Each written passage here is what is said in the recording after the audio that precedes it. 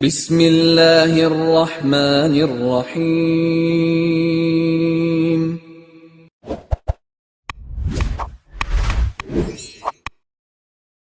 السلام علیکم ورحمۃ اللہ وبرکاتہ۔ ان الحمد للہ نحمده ونستعینه ونستغفره ونستهدیه والصلاة والسلام على سید المرسلین محمد وآلہ وصحبہ اجمعین، اما بعد۔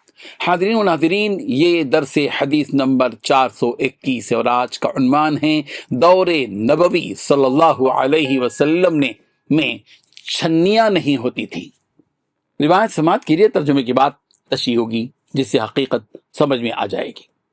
بسم اللہ الرحمن الرحیم۔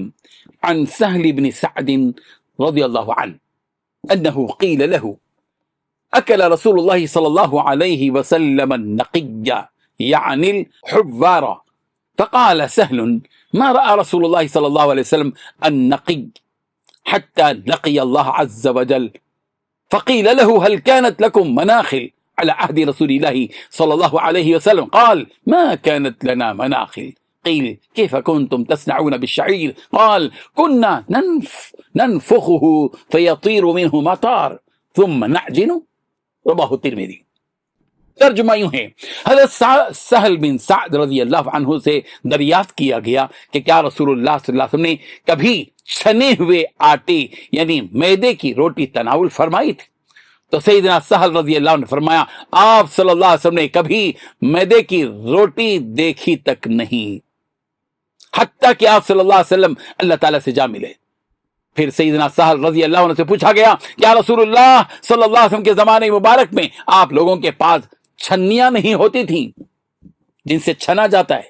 جواب دیا کہ ہمارے پاس چھنیاں نہیں ہوتی تھیں۔ پھر سوال کیا گیا کہ آپ جو کے آٹے کا کیا کرتے تھے؟ جواب دیا گیا کہ ہم اس میں پھونک مارتے تھے، پھر اس سے اڑنے والی چیز چھلکا وغیرہ اڑ جاتا تھا، پھر ہم اسے اس آٹے کو گوندھ لیتے تھے۔ اللہ اکبر۔ یہ حدیث رسول اللہ صلی اللہ علیہ وسلم کی زندگی کی انتہائی سادگی، قناعت اور دنیا سے بے رغبتی کو نہایت واضح انداز میں بیان کرتی ہے۔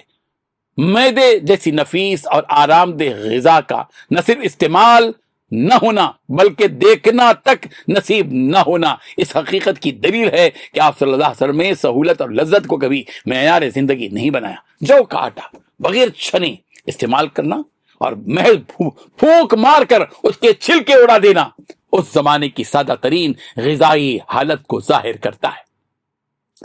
اس روایت سے یہ بات بھی سامنے آتی ہے کہ نبی کریم صلی اللہ علیہ وسلم اور صحابہ کرام رضی اللہ عنہم نے فقر کو مجبوری سمجھ کر نہیں بلکہ صبر، توکل اور رضائے الہی کے ساتھ قبول کیا۔ یہ سادگی کمزوری نہیں بلکہ روحانی قوت اور اخلاقی بلندی کی علامت تھی جس نے دلوں کو دنیا کی غلامی سے آزاد رکھا۔